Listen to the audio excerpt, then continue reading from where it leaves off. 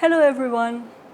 Today I'll introduce you to two very powerful tools which will help you strengthen your natural deduction, which means that you will be able to do your proofs much more easily in a more straightforward manner. So it will help you develop your capacity for doing proofs. So we're going to talk about two kinds of proofs. They are called indirect proofs and conditional proofs. Now, what is so special about these proofs? I mean, unlike a direct proof that we have done before, the indirect and conditional proofs are based on assumptions. So what are assumptions? Assumptions are additional statements. So there are these certain statements that we assume, and we assume them usually for the sake of argument. So we assume these additional statements, and these statements allow us to more easily prove our argument. So whenever we assume a statement in the middle of the proof, so apart from the premises which are already given, so if we assume any extra statements which have not yet been proved, what we do is we start a sub-proof. Right? We start a proof inside the proof. It is an internal sequence, like a dream inside a dream. It's a proof inside a proof. And in this internal sequence, we are now proving something based on that assumption. So what does this thing do, right?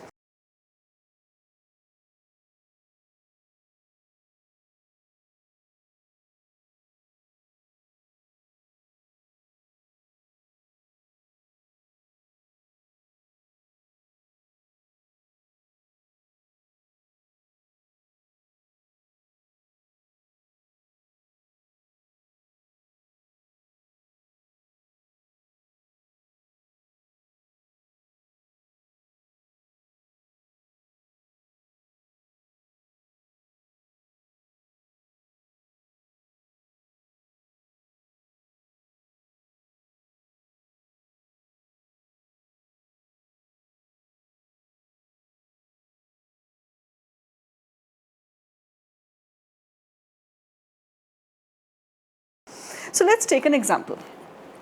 Our example is, if the stars are visible, then the sun has set and the sky is clear. Let's not go into the facts of this, just sort of assume this is this is our first premise. Second premise is, if either the sun has set or the sky is dark, then it is night.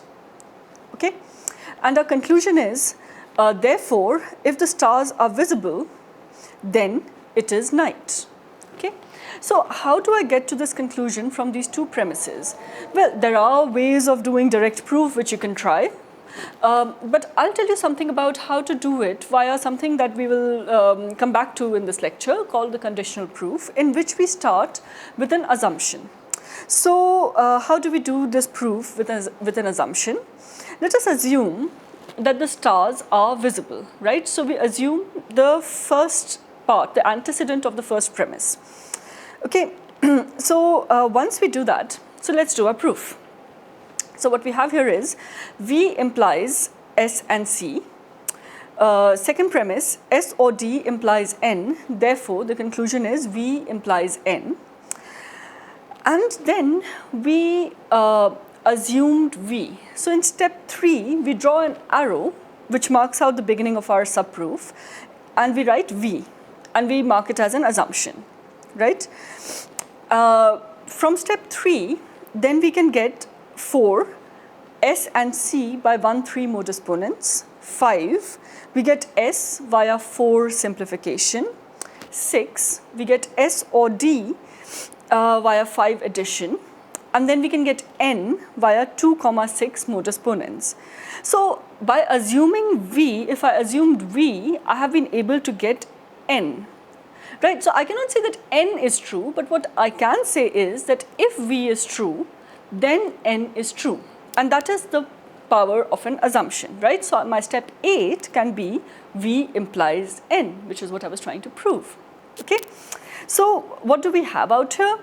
If you notice this V to N, we have put inside this sort of bracket made by this arrow. So this arrow, this bent arrow, it sort of points out the scope of the assumption, which we will talk about in a minute, and it marks out what is a subproof within the main proof. So our main proof was the premises and the conclusion that we were doing, and inside the main proof we have a subproof in which we are trying to show that if we assume V, then we can sort of derive N.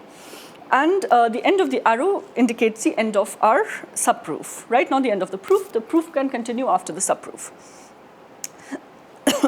It's really important that we mark out this thing that we are doing with the bent arrow very, very carefully, because we don't want to confuse statements internal to the subproof, internal to the sequence of the subproof, from statements that are part of the main proof, right? So it is necessary to mark it out. And this gets us to a very important point of what is the scope of an assumption. So you understood what the assumption is, I hope, more or less.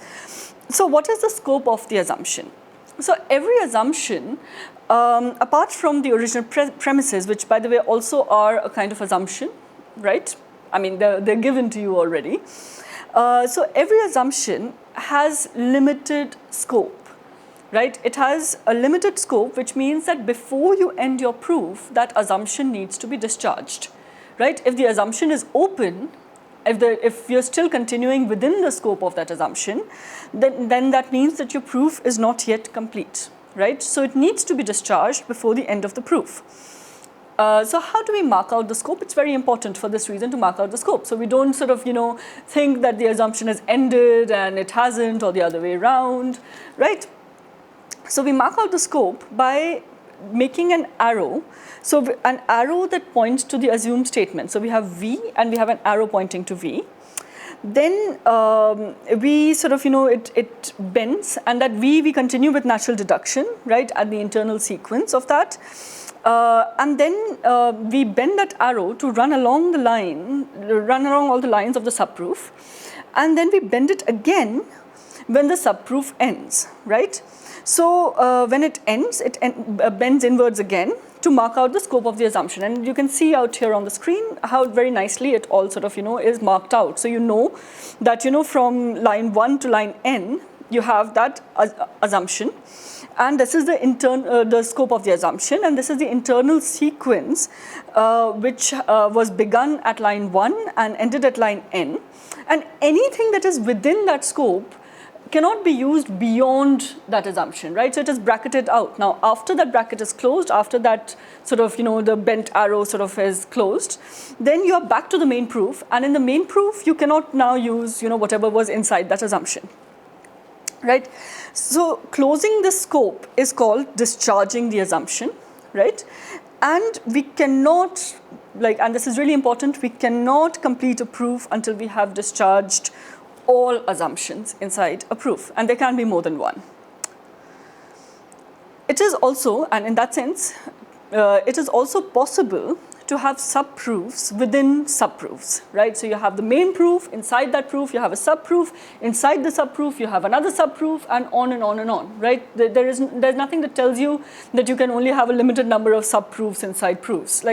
What is important is that so long as you discharge them properly, right, and you don't sort of, mess up, your scope is clear, that you don't use something that is inside the subproof inside the subproof, right? So your scopes are marked clearly, you have no problem doing that, right? So let's take an example. So we have our A or B, right, which is our first sort of assumption, let's say. Then our second line, we can assume A inside that, right? And you can start a sequence that goes from A to N, which is a sequence inside the subproof, which must be discharged first. And then, you go back to the sort of subproof from the subproof, which is main in relation to the second subproof, right, which goes n plus 1, n plus 2, n plus n. Then that too needs to be discharged before you end the main proof, like the main proof, right? It is really imperative that you discharge the subproof before the subproof. That means the external subproof is treated as a main proof in relation to the subproof. And this sequence, the sequence of the subproof, also needs to be discharged before the end of the proof, right? So everything is discharged and then you can end your proof, Okay, so this was all very sort of technical because you're learning a new kind of notation. So it's really important that you keep this in mind. And now let's go to indirect proof. So now we are looking at indirect proofs. An indirect proof is a method of natural deduction in which we arrive at a conclusion indirectly. So that's why it is called indirect proof. How? By means of something called, in Latin, a reductio ad absurdum, and in English shortened to a reductio. So what is a reductio ad absurdum? It literally means reduction to absurdity.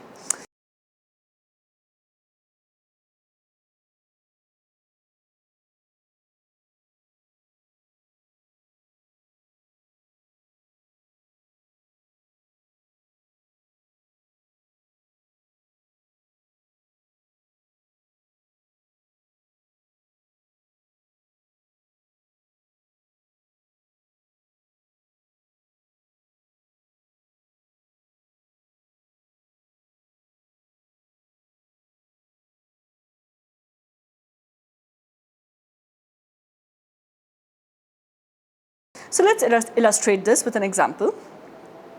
So let's say I want to prove, and this is a mathematical example, I want to prove that there is no greatest natural number. Okay? So the method that I apply is that I assume the opposite of whatever I want to prove, right? So let's assume that there is actually a greatest natural number, n. Okay, so that's the greatest natural number, no greater natural number than that, n. So n plus 1 then would also be a natural number, because if you add 1, which is a natural number, to a natural number, you should get a natural number. But if you add 1 to n, then that would be greater than n, right? So there is a natural number, which we just discovered, which is n plus 1, which is greater than n, right? But we assumed in step 1 that n is the greatest natural number, right? So this step, in which we got a natural number greater than n, it contradicted our first step. What was our first step? Our first step was that we assumed that there is a greatest natural number n. But this is absurd, right? Because this leads us to a contradiction, because we are saying n is the greatest, and then we are saying, no, something else is the greatest, right? Which is n plus 1.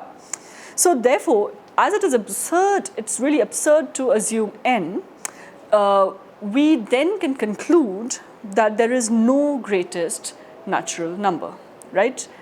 Which, by the way, was what we were trying to prove. That was our original sort of thing that we wanted to prove, right? Quod erat demonstrandum, right? But this time, demonstrandum, it has been demonstrated by means of a reductio ad absurdum, by means of reduction to absurdity, right? We took a statement, we reduced it to absurdity, and then we said, okay, what we were thinking was actually true. Yeah? So a reductio is extremely interesting, a reductio in English.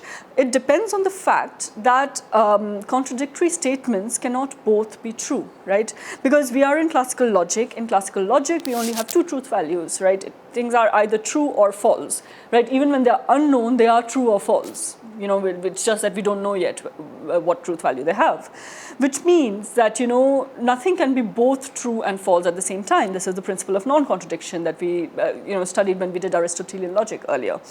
So thus, whenever we assume, for the sake of argument, that the opposite of a statement is true, right, which means the opposite of a statement is the denial of that statement.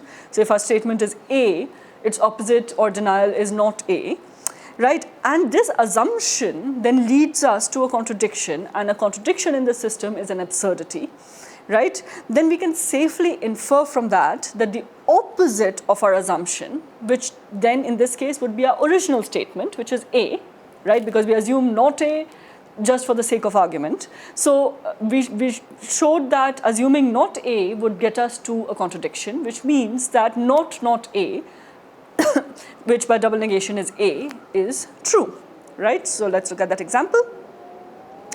So we have A implies not A. That's our premise, and our conclusion is not A, right? So how do we go about it? Let's assume the opposite of our conclusion. So we assume not A, right, which is our assumption for indirect proof. From that, we get A via 2 double negation, from which we get not A by 1-3 modus ponens, from which we get, well, we can do a conjunction of 3 and 4, and we get A and not A, which is a very clear contradiction, right? We end our proof there.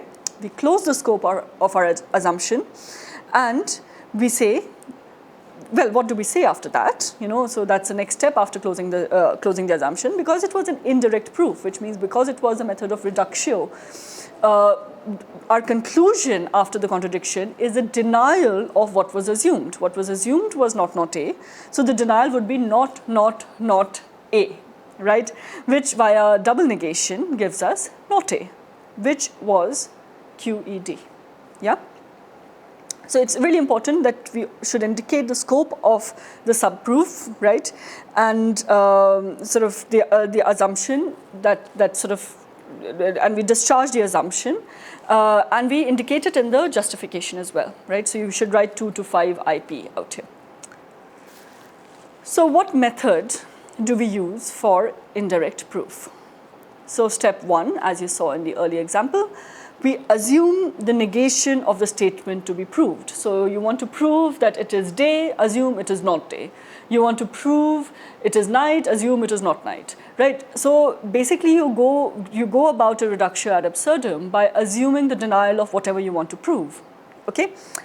And then you mark out this assumption with that arrow, right? And you write IP on the write assumption IP on the side in the justification. So, and the arrow helps you mark out the beginning of the scope of the assumption. And as soon as you mark out assumption IP, you now have a new goal, right?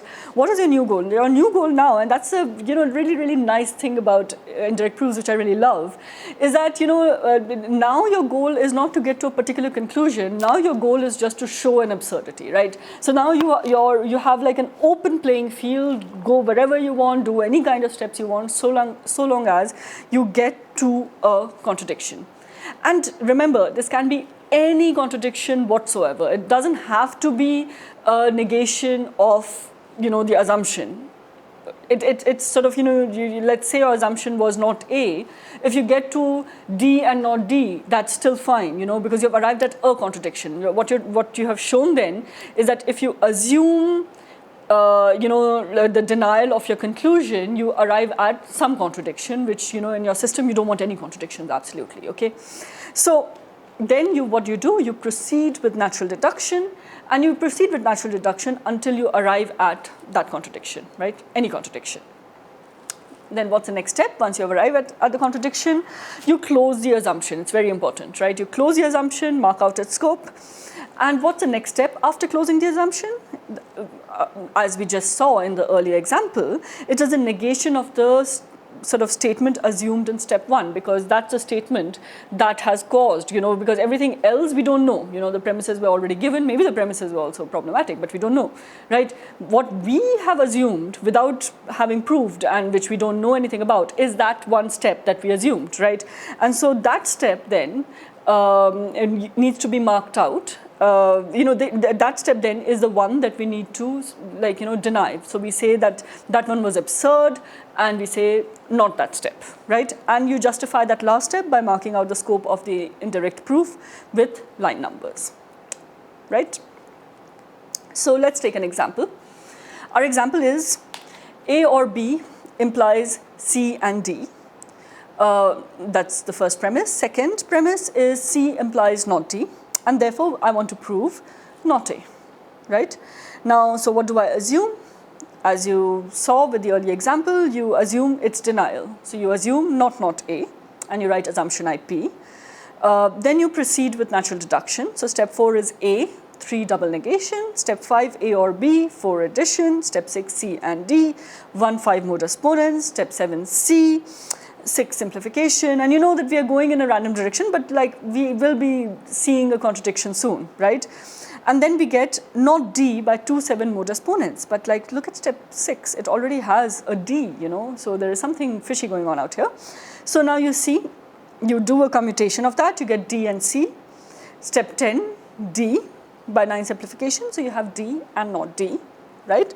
And this contradiction would now let us end the indirect proof, right? So we then take that arrow that we had drawn and end its scope, yeah? And our next step would be what? Would be the denial of what was assumed, which means it would be not A. And we mark out, important to mark out 3 to 11 IP. And then step 13 is not A, quod erat demonstrandum. So let us take another example. Our next example, step 1 is D implies Z implies Y. Step 2, Z implies Y implies not Z. Therefore, not D or not Z.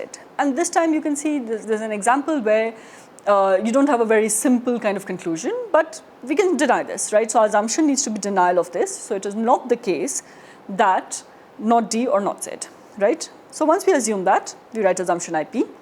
We apply De Morgan's. We get not D and not Z. We do double negation twice. We get D and not Z, and then D and Z. Then we do simplification. We get out D. We do 1-7 modus ponens. We get Z implies Y. We commute that, the D and Z, and we get Z and D. We get Z from that by 9 simplification. And then 8-10 modus ponens would give us Y implies not Z. And 11-12 modus ponens then will give us not Z. We already had Z, if you notice, in step 10, right? So 10-13 conjunction gives us Z and not Z, clear contradiction, right? And this clear contradiction then can allow us then to prove, like then we close the assumption and we say not the case that not D or not Z, 3 to 14 IP. And step 16 would be not D or not Z, 15 double negation, right? And so far we have been looking at examples, by the way, if you notice, that have just, like something like Z and not Z or A and not A. But, like a contradiction can be of any sort. So it could be not the case that A implies B and A implies B, right? So if you have those two in conjunction, that too is a contradiction. So, you can go with that as well. But this one is clearer, so I prefer to use this when we are doing examples. Now that we have looked at indirect proofs, now I'm going to introduce you to another very powerful tool, in fact, more powerful than indirect proofs, called conditional proofs. What are conditional proofs? Well, for that, we need to go back to understanding what is an argument, right? We talked about this earlier when we did Aristotelian logic, and then we have talked about it throughout. And we are doing arguments. That is the main thing that we're doing in logic. But when you think about an argument is like an implicative statement. So every argument, in fact, can be written out as an implicative or a conditional statement whose antecedent is a conjunction of all the premises and whose consequent is its conclusion. Yeah. So each argument, no matter how long the argument, if you have the two premises together and the conclusion separately, what you can write out the argument as is a material implication with those premises as antecedent and the conclusion as consequent.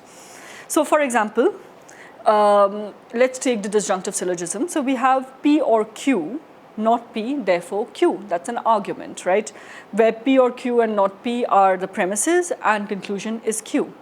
This can be written out as P or Q and not P implies Q. So if we assume any additional premises, then any statements inferred from the assumption, in fact, can be reformulated as a material implication. So when you think about it, so if I assume P, right, and then I start an internal sequence, a subproof with that P, and I arrive at, let's say, Q, right, and I close that subproof, then what do I have? I have P, I can write it out again as P implies Q. Yeah, let's take an example. So we have P or Q, that's our premise, and we want to prove, therefore, not P implies Q. So what do? Let's assume not P. Yeah? If we assume not P, then by 1-2 disjunctive syllogism, I get Q. Yeah?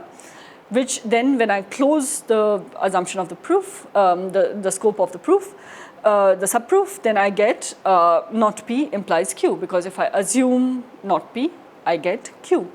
And that's 2, 3 conditional proof. So that is a conditional proof. Yeah. So what method do we follow in a conditional proof?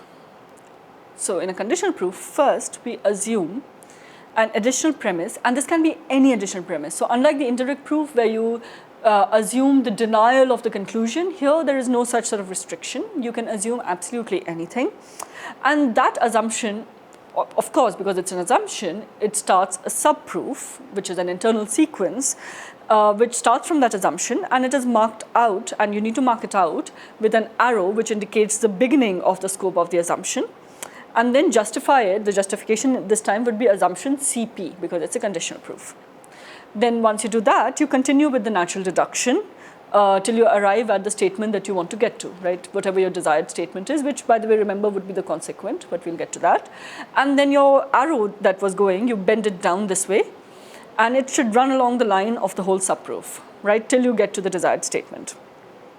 Then you discharge, once you get to the desired statement, you discharge your subproof, and you mark out the scope of the assumption, bending that arrow again, right, this way. And the next line then, which will be inferred from the conditional proof, subproof, conditional subproof, will always, and you need to note, will always be an implication, whose antecedent will be the thing that you had assumed, and whose consequent will be the last arrived statement before the assumption was discharged. Okay? So your assumption starts with that left arrow, right? Then your whole sort of natural deduction, the sequence of the subproof, goes downwards, right? And that left arrow also runs along that. Then you get to your desired statement, whatever it is, and you close the assumption, right? So your left arrow, your arrow sort of bends again.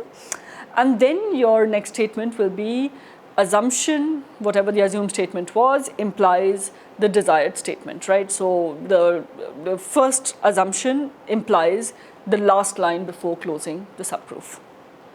So let's take an example. So I want to prove, so I have my premises A implies B, and I want to prove A implies A and B. So let's say I didn't have absorption in my list of sort of, rules of inference, and in fact some books don't. Absorption is one of the rarer rules. And so how do I do this? So what I can do is I can assume A. So I assume A, and that's my assumption for conditional proof. Then I start my subproof. So line 3 is B, 1, 2 modus ponens. Line 4, then I can do a conjunction. So I get A and B, 2, 3 conjunction, which is what I desired, right? That's my consequent of my conclusion. So I close the subproof once I get to the statement. And my sort of, the line after the subproof would be A implies A and B, which is 2, 4 conditional proof. Yeah. And when you notice, that 2, 4 conditional proof also tells us that, our line should actually be 2, whatever the statement of 2 is, implies 4. Yeah. So which is why it is really important to mark out the justification. Usually, whenever the conclusion is an implicative statement or a conditional statement or a hypothetical statement, whichever way you want to call it, it may actually be much more straightforward to do a conditional proof than to do a direct proof or even an indirect proof. Yeah? So let's take an example. Our premises are A or B implies C and D, first premise, D or E implies F, second premise, and conclusion A implies F. So I will let you do a direct proof and an indirect proof by yourselves, and I'll show you how to do a conditional proof. And you can compare the ease and the lengths once you look at all 3 versions of it, right? So if you look at the conclusion, it is an implication. And an implication sort of gives you an idea of what to assume. So if I assume A, and then in the subproof arrive to F, then I can say A implies F, yeah? So my step 3 is A, which is assumption for conditional proof. Step 4, A or B, 3 addition. We needed to get C and D out from line 1, which I get by 1, 4 modus ponens. Then I commute it to get D, So 5 commutation and then 6 simplification would give me D. Then I again add D or E in order to get F from line 2. 2 8 modus ponens will give me F, which was my desired statement. I had just marked it out earlier. Yeah. So I close the proof, and what do I have? So I have 3 to 9 conditional proof. Line 3 was A. Line 9 is F, so I get A implies F. Quod erat demonstrandum. In fact, a conditional proof may actually come in very, very handy even when the conclusion is not explicitly an implication, because a lot of things can be converted to implications. So let's take an example. For example, we have the conclusion not A or not C. Yeah, that's a disjunction, but remember it can be converted to an implication, right? So our premises are A implies B, first premise, second premise, not C or not B, therefore not A or not C. This not A or not C is not an implication, but it can be converted via the rule of implication to A implies not C. So if we assume A and we get not C, then by conditional proof we will get A implies not C. Yeah. So let's assume A, assumption CP. I get B from 1 3 modus ponens. I get not B or not C. Then by 2 commutation. And I get not B by 4 double negation, and I get not C by 5 6 disjunctive syllogism, which was my desired statement. So I close my subproof, and I get A implies not C, which is 3 to 7 conditional proof, which I can then sort of by 8 implication convert to not A or not C, which was what I was trying to prove, QED. In fact, subproofs can be nested, so you can have subproofs inside subproofs, so long as each subproof is discharged correctly. Very important to note that. That is, the internal subproof is discharged before the external one. For example, if I have my premises A or B implies C or D implies E, right? And my conclusion is A implies C and D implies E, then what do we do? So if we assume A, and get E, well, E is part of a different part of an implication, right? So we don't want A implies E. What we want is, in between, we want A implies, and then we want C and D implies E, right? So what if we can assume C and D in the middle of that proof, of that subproof? So subproof inside subproof. So let's try it. So we have step 3, A or B by 2 addition. Step 4, C or D implies E by 1 3 modus ponens. And then let's assume C and D, another assumption for conditional proof. And I can get C by 5 simplification, and then I can get C or D by 6 addition, and I can get E from that, right? How? We can get it via 4 comma 7 modus ponens. Yeah, I've not written it out, sorry, but you can note it down. And this, then, we close that assumption, and what do we get? We get C and D implies E, 5 to 8 conditional proof, right? And then you can close the main proof, and remember you have to close a sub-subproof before you close a subproof. So main proof in relation to this subproof, you can close it now, and what do you get then? You get A implies C and D implies E, 2 to 9 conditional proof, QED. Yeah. So it may look a bit complicated, but it makes your proof so much easier. Try it with direct proof or indirect proof, and then see how much easier it is to do conditional proof. In fact, with much more complicated proofs, we may sometimes actually need multiple separate subproofs, and those multiple separate subproofs can contain subproofs inside subproofs. So I'm going to take a very, very long, complicated example, but if you follow it through, some things about proofs will become much, much clearer to you. So our premises are K implies L and M implies N. We have L or N implies O implies O or P implies K and M, and a conclusion is K is equivalent to M. Yeah. Now, when we look at the conclusion, we can immediately see that this can be converted to K implies M and M implies K, right? Because that equivalence, an equivalence can be sort of changed into an implication, a conjunction of 2 implications.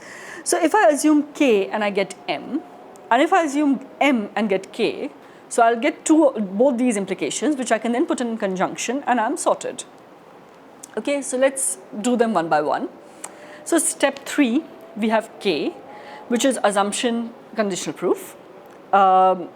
K implies L I can get from step 1 via one simplification.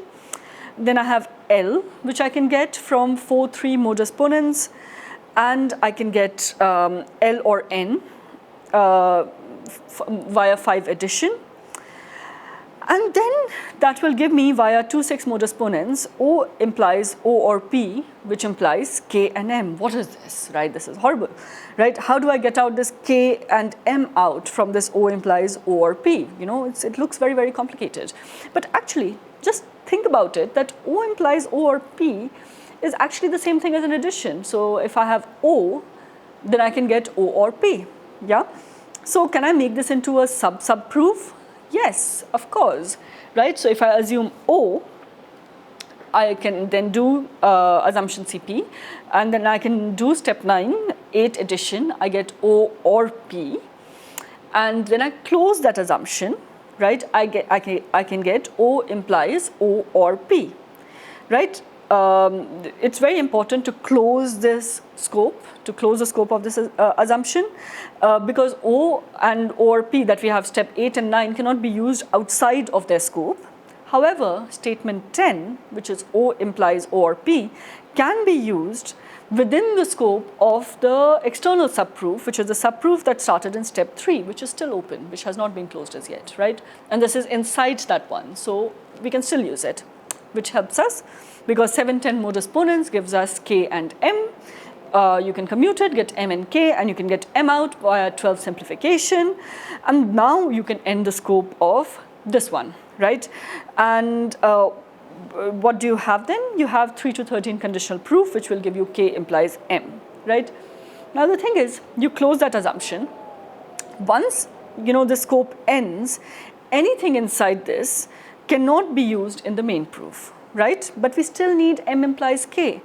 So we did all this hard work, but anything that is inside that cannot be used. And what is left outside of that scope? We have the first 2 premises, and we have line 14. That's all that's left, right? So we need to start again. It's annoying, but we need to start again. So what do? We start a new assumption. And so we have line 15 M, assumption CP. I've forgotten to write it out, but you should. Then 16, I can do one commutation, which will give us M implies N and K implies L. 17 via 16 simplification will give us M implies N. So I can get N through 17, 15 modus ponens, and N or L via 18 addition, which I can commute to get L or N. And then I can get again the same thing. So we cannot actually, as you notice, that one had closed. So we can't actually use that L or N, after this assumption is closed. So we need to do that same step, those steps that we did earlier, 7 to 10, right? We do that again. And so what do? We have step 22, O assumption CP, O or P, 22 addition. So we get O implies O or P, step 24, 22 to 23 conditional proof. And then we get K and M, 21, 24 modus ponens, from which we get K via simplification, which was our desired result. And so we get M implies K, 15 to 26 conditional proof. Now, very easy, what do? Our conclusion was, what was it? K is equivalent to M. So what do? I put them in conjunction, K implies M, M implies K, which 28 equivalents will give us K is equivalent to M. Quod erat demonstrandum. Bit complicated, but very satisfying once you get to the end of it, and definitely much easier than direct or indirect proofs in this case. Technically, actually, when you think about it, the original premises of any proof can be seen as assumptions whose scope extends to the end of a proof, right? So if I have, the premises given are P implies Q and P, and my conclusion is therefore Q, right? That first premise is an assumption. I assume that to get to the conclusion, yeah? Why? Because it is still unproved.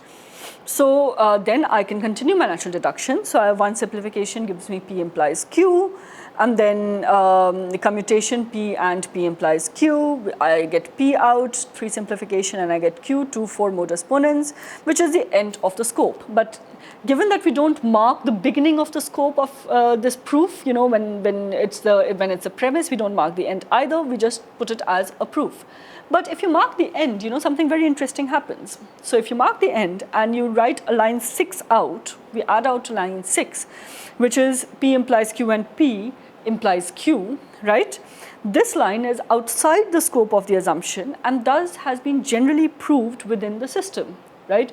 Because our system itself is composed of certain number of axioms and theorems. So, you know, so what we have now done is that we have proved this one statement within the system. You know, you can check it as proof of tautology if you want later on. So it will be a tautology, right? And so what we have is we have a common valid form. What is this one? Which form is this one? It is modus ponens.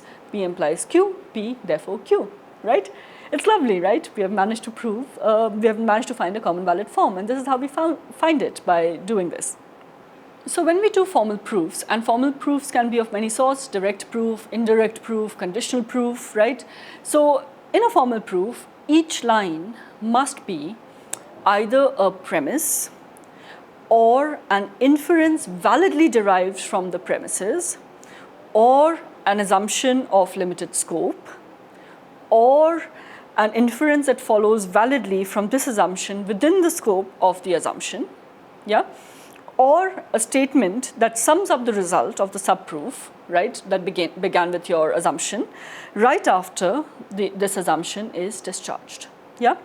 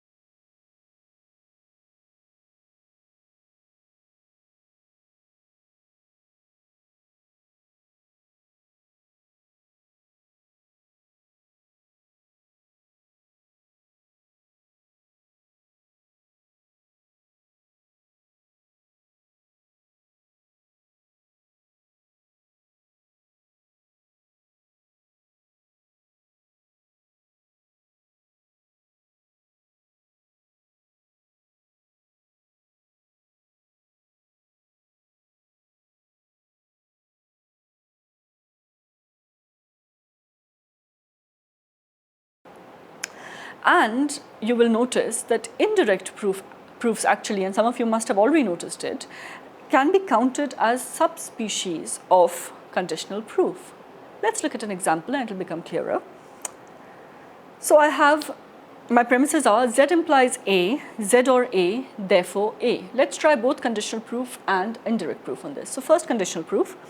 Assumption CP, let's take not A as assumption CP, not IP, CP, yeah?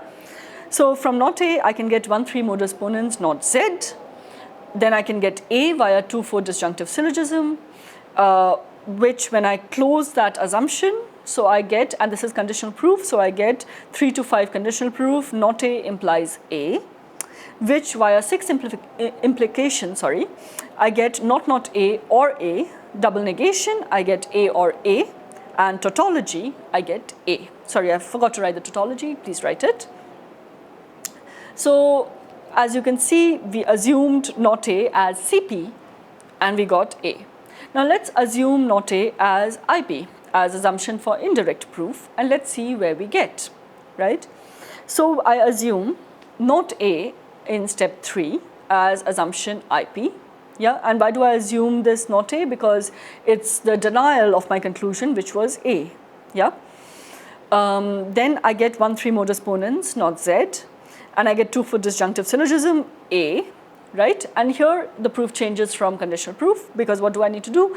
I need to show a contradiction. So step 6 can be the conjunction of 3 and 5, which will give me A, not A, and A, which is a clear contradiction.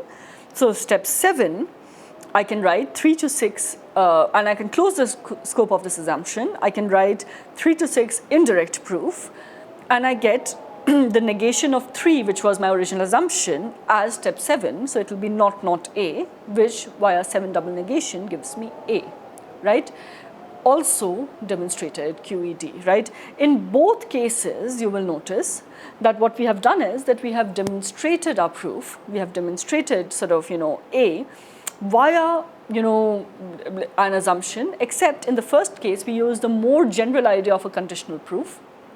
And in the second case, we used a more specific idea of an indirect proof. But an indirect proof is in fact also a conditional proof of a sort, right? But in this case, we say reductio ad absurdum. So we are basically just sort of, reducing it to absurdity and saying, oh, look, it's so absurd to assume the denial of the conclusion. So let's have, this, let's sort of, believe now that our original conclusion was true, yeah? So in fact, you will notice that both conditional proof and indirect proof are really, really powerful tools. They're powerful tools that can help us prove our arguments much more easily, much more elegantly, and it's really important, much more elegantly, right? You might still be able to prove them without having these. Sometimes it's a bit difficult. If you don't have rules like absorption or something, then you might get stuck. But they really help you with proofs. So, add them to your rules of inference, these two tools.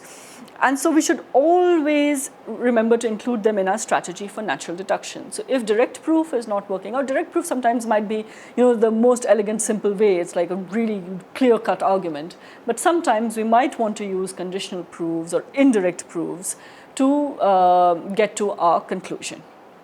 Yeah. One thing that when we were talking about elegance is something that you can keep in mind. Sometimes we might take longer to get to the conclusion than necessary, right? So when I'm doing this proof, I might do it in like 4 steps, and then at another time or another person does it and they take 10 steps, 20 steps. They still get to the conclusion and they have not done anything wrong, but it has just taken them much, much longer to do this. So what do we do in that case? Is there anything wrong in that case? Well, not really. Why did this happen? Either because we used a very circumlocutionary way, very roundabout method for something that could have been much more straightforward, and much more easily done. Or, and this happens often enough when we are not experienced, is that we went off in a random direction, right?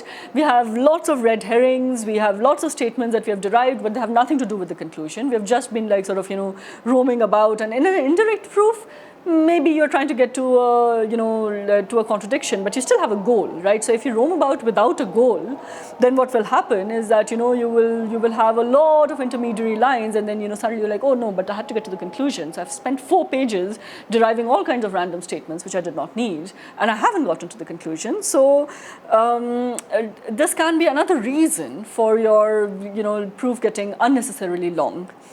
But this is not wrong, this is not wrong per se. It's not that you have made a mistake in your proof just because you took like 4 pages to do it rather than 2 pages, right? So long as you've carefully followed the rules, there is nothing wrong with doing that. But what they do is that they make your proof less elegant. They make your proof less clear, less straightforward, somebody else reading the proof, or if you're trying to explain it to somebody, imagine somebody, making an argument that goes on forever and ever with lots of red herrings and lots of random things, and their original premises and the conclusion are there, and they get from the premises to the conclusion, but in the middle, they have just gone in like lots of digressions, and they have talked about, a million other things, which were completely not relevant to, that argument at all. You will be like, what kind of argument are you making? I can't follow it at all. So in a proof, it's exactly the same. So it's not that you go wrong by going off in random directions, which are all derived from the premises, but you have your proofs are not elegant, and this elegance is actually quite important, and can only be arrived at with practice, right? So practice, practice, practice, yeah?